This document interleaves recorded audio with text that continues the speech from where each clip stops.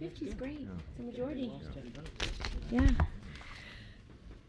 Thank you for joining us. Once again, a majority of the Senate has spoken to professionalize our military justice system.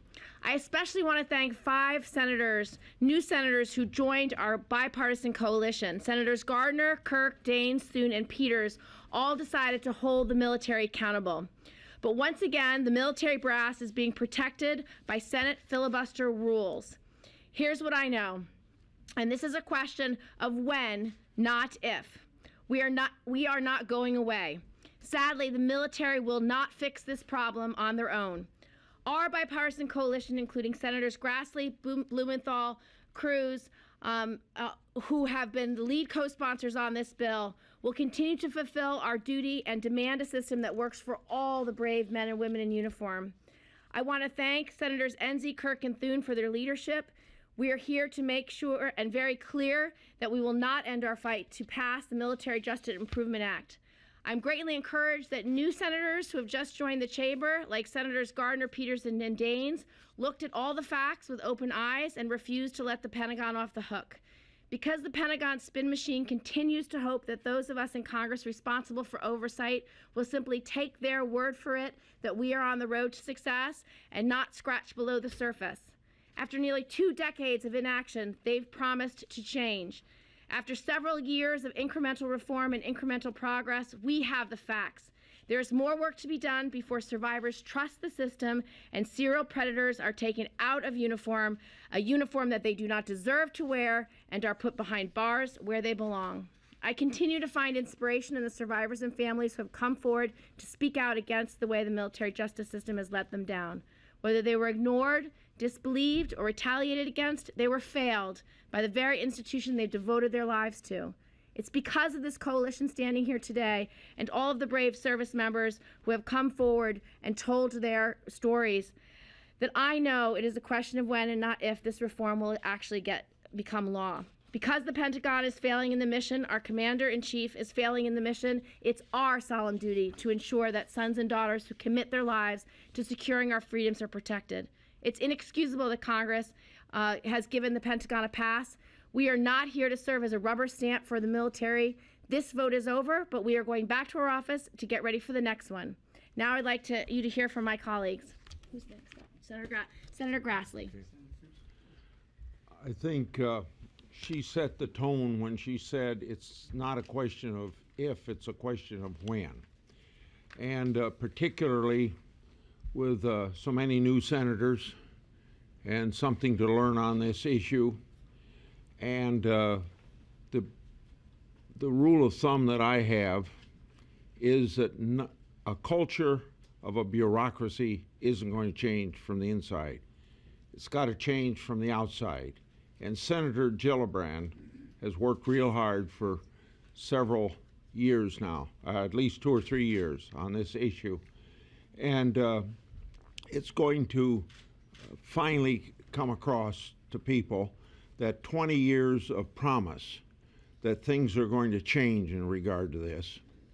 It's, you know, it's been a while since Tailhook, but nothing much has changed in this regard.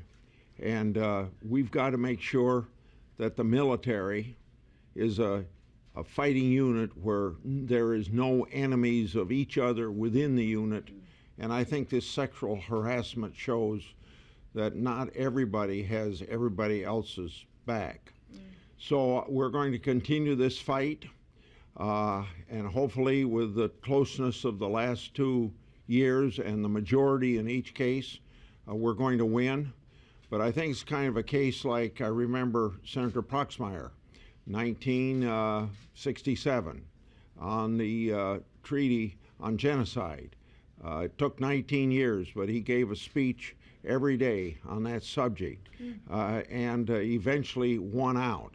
Eventually had a Republican president by the name of Reagan support it. And this is something that Senator Gillibrand and I and others need to speak out on a regular basis. And 12 months or less, you'll see a different result. And we will have a system that is fair to everybody because it's independent of the command. Thank you. Senator Wyden.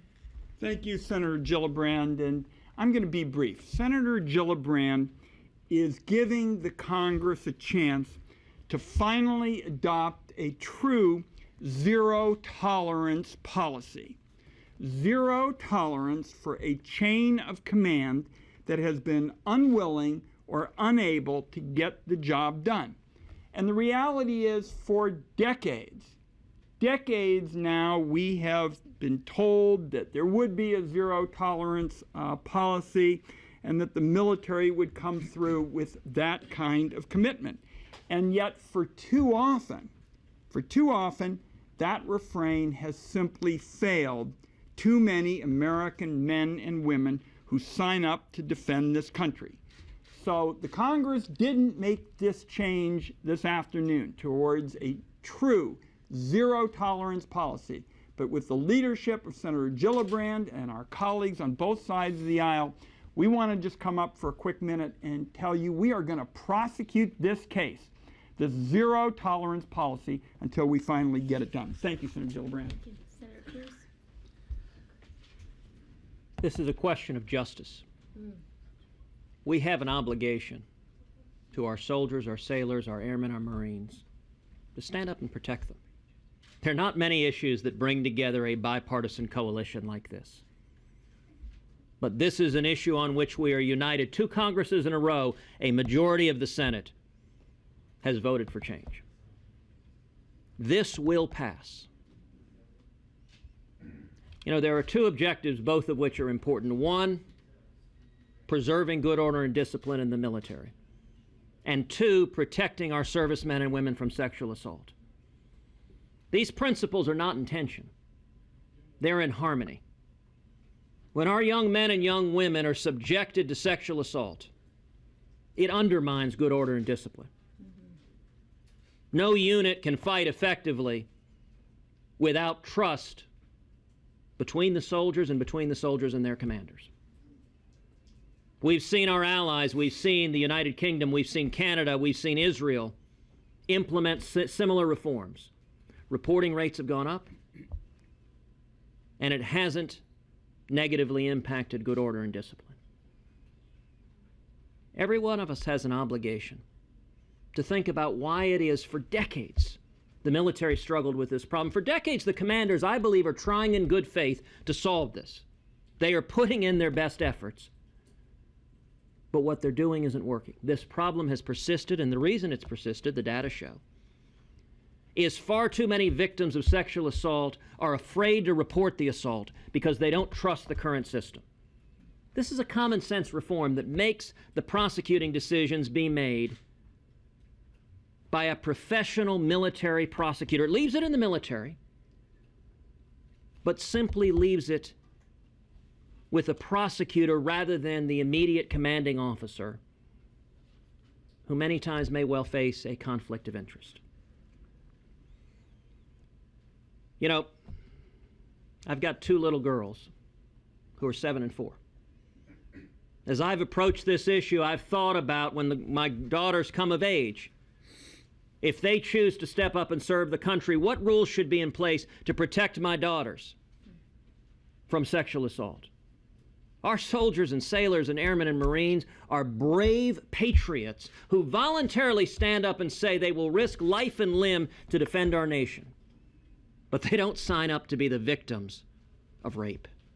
They don't sign up to be the victims of sexual assault, and we have a solemn obligation to protect them, to put in place a military justice system that protects every single fighting man and woman.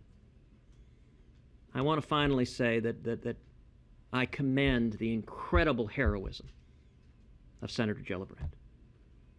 She has led this fight tenaciously in the well of the Senate. There is no one more passionate, one senator after the other, making the case, earning the votes of Democrats, earning the votes of Republicans. I've been proud to stand by her side.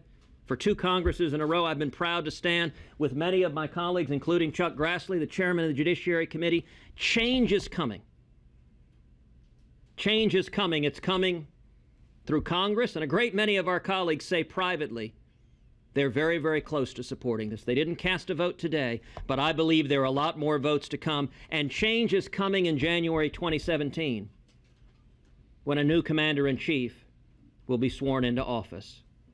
And whoever that commander-in-chief is, he or she has an obligation to protect all of the men and women serving in the military and ensure that we have a justice system that protects every soldier, sailor, airman, and Marine.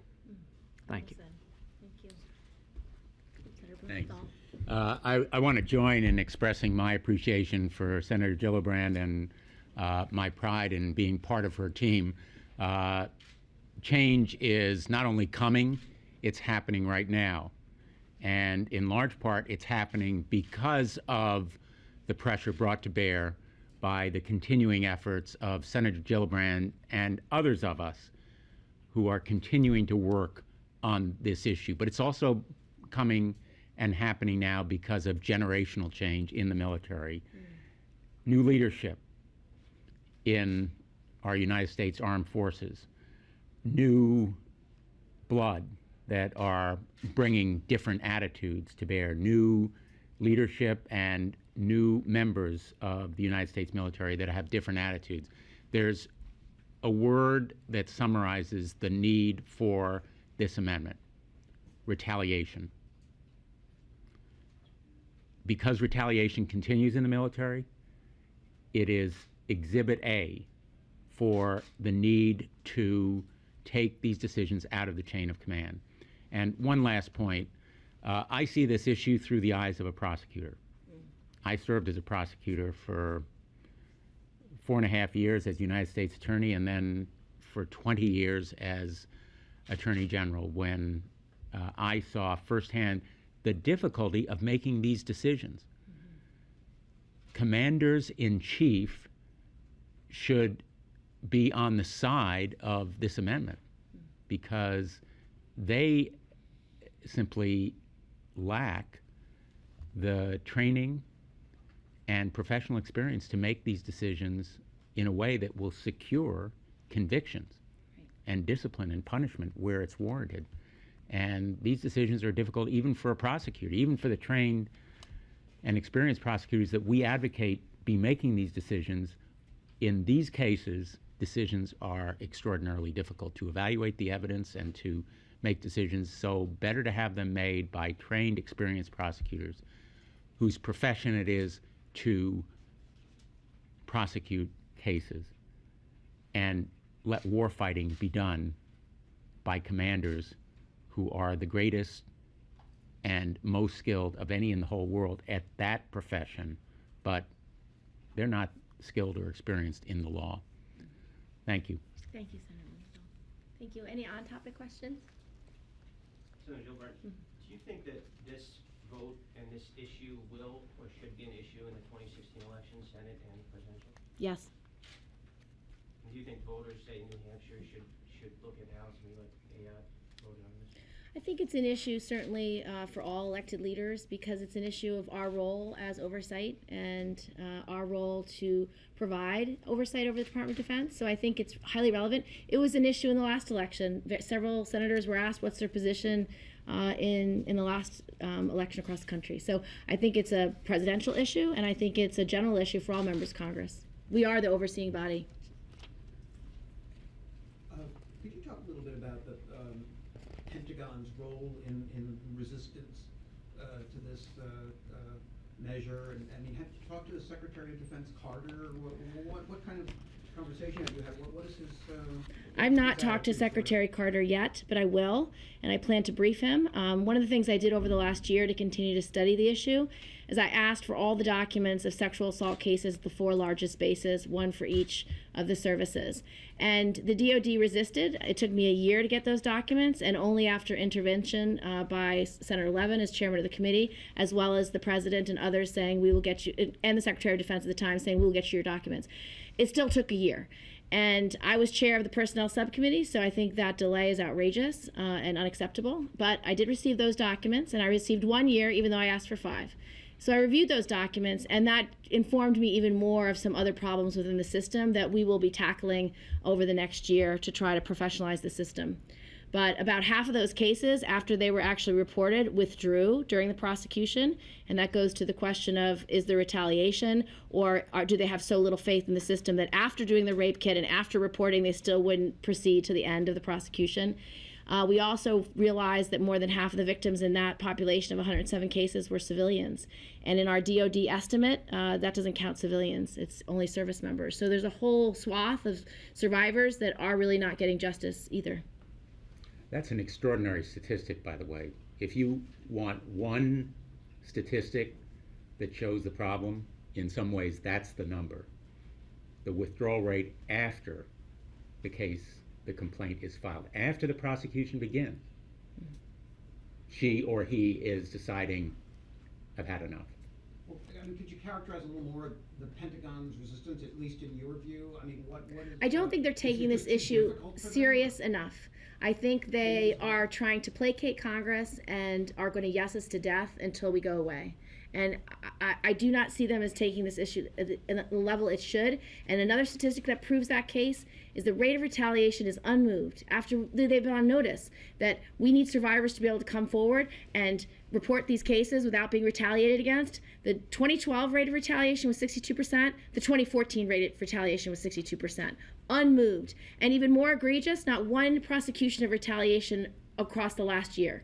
So I don't believe they are taking the issue as seriously as they should, and they should not be resisting the professionalization of the military justice system. They should be embracing it, and they should be implementing it.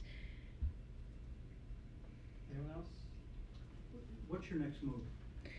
We're going to continue to work on the issue. I'm going to ask for more documents so I could see if I can get the 2014 cases. I'm going to look through those and get more data, more information.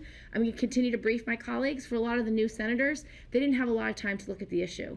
Some of them actually wanted to work on drafting legislation. So I'm going to be working with a lot of the new senators on giving them more information to inform their vote.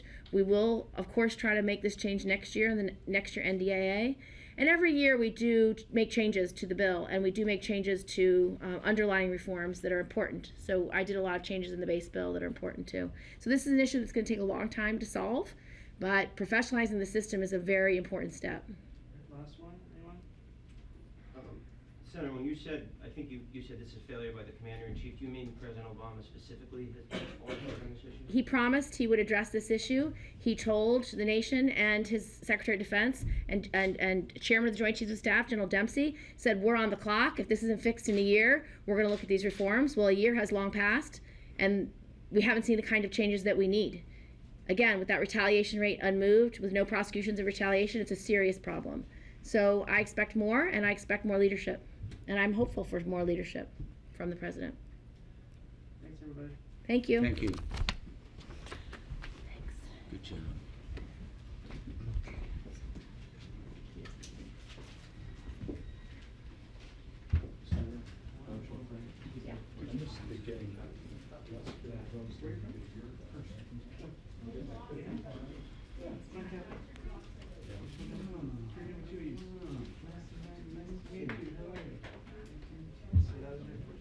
Okay, yeah, Mark, he said he's going to send this to you. And just to be clear, she spoke to the previous Secretary of Defense, and he gave a